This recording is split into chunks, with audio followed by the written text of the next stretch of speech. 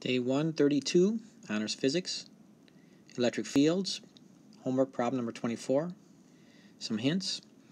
So here's the picture of these three charges, each 20 centimeters apart. You can indicate the 20 centimeters.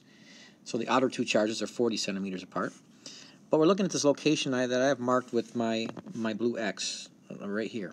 Okay, there's nothing there. So it's an imaginary spot in space in the field. That's a combined field of three charges. So we're going to do these one by one. We're going to be using this equation three times. That is, the electric field due to one single point charge is E equals K Q over R squared. We need to do this three times, and we'll get three vectors that I'm now going to draw. I'm going to pause and draw the three vectors. Well, actually, I'll just draw them right now.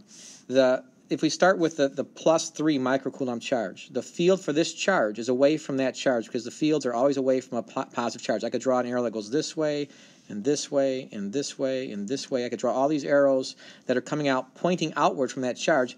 But if I simply ignore the -6 and -9, if I start at the -3 and go this way, because I'm going away from a positive, if I were to draw that, bottom line is I would get, let's just use black, I would get this vector representing the field away from the positive 3. And I can call that E sub 1. And I can calculate that with that red equation that I have right here. All right. Then I would, so I would plug the numbers in, and let me do that.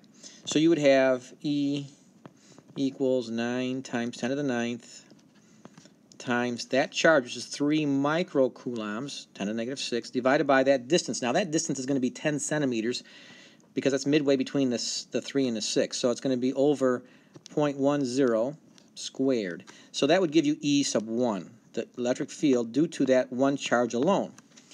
Well, now we're going to do this three times. I'll let you do that calculation. You get a number. All right, you'll do that. Then what you'll do is you'll ignore that result so far and then look at the -6 microcoulomb charge. Now, electric fields are toward negative, so I would have arrows that I could draw in here, in. I could draw arrows all day long, but I don't care about all those arrows that are going inward towards the -6.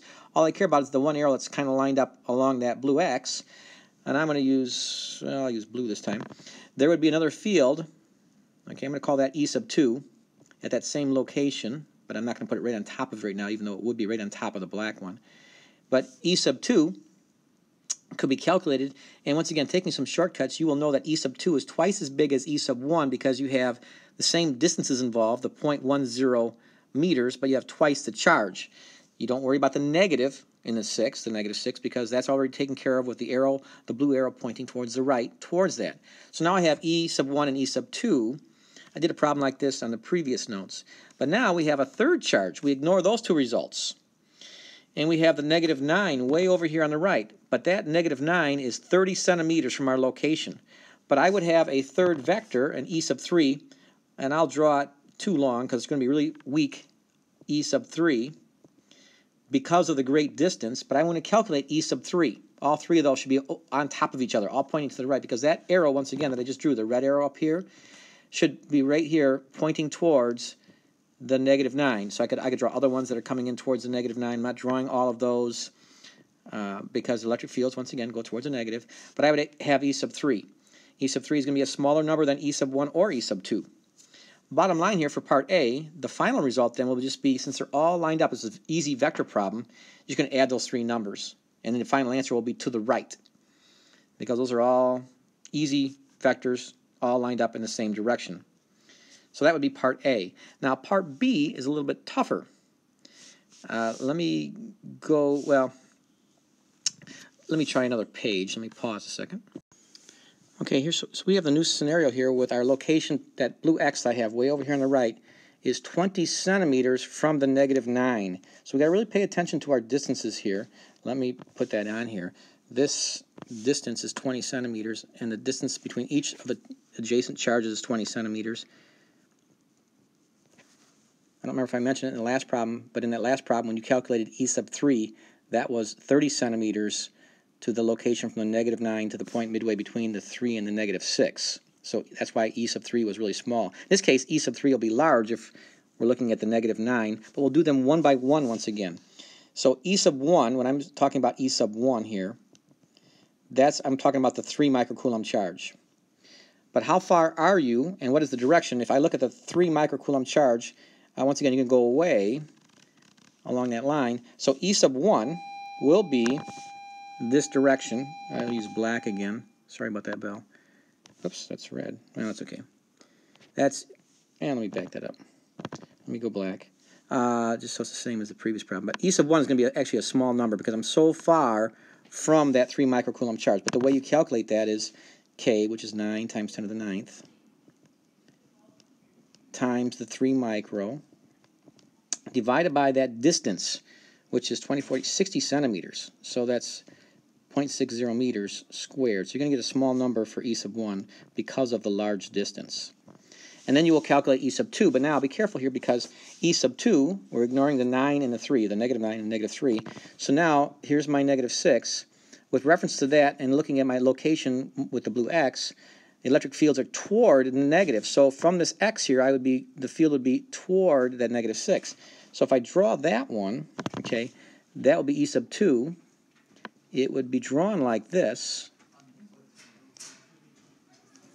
And what I'm going to do is calculate that. I'll just use blue. E sub 2 equals K, which is 9 times 10 to the 9th, times the 6 microcoulombs. I don't need a negative. 6 micro. Divided by how far am I from the -6 charge to that location? It's 40 centimeters. So I have over 0.40 squared. So that'll give me E sub 2, which will be a little bit bigger number than E sub 1 because not only is the 6 a bigger charge, but I'm also closer to the -6. And finally, I have to draw or represent the field due to the -9 microcoulomb charge. And once again, like the blue or the -6, that third field will be toward the negative. It's going to be to the left. And things start to overlap here a little bit. If I'm not, well, it's hard to squeeze this all in. But on that X, I want to have a really strong E sub 3. I'm drawing it in red. This is due to the -9 microcoulomb charge. So that red arrow I just drew right there, I'm calling that E sub 3. That's the red arrow pointing to the left, which is also the same direction as E sub 2. But to calculate E sub 3, same way, 9 times 10 to the 9th, which is K, 9 times 10 to the 9th, times the 9 micro, divided by the 20 centimeters, 0.20 squared. That'll give me E sub 3. All right, bottom line is to finish off this problem, what you need to do is look at the directions, and you'll see that E sub 3 and E sub 2 are in the same direction, so you're going to add those two together to get a big number, because those are to the left. And then you will subtract E sub 1, and the total final direction will be to the left, because E sub 2 and E sub 3 by themselves are bigger than E sub 1, but that will be the final answer. Add E sub 2 plus E sub 3, and then subtract E sub 1. You combine all three of these vectors, and you got it.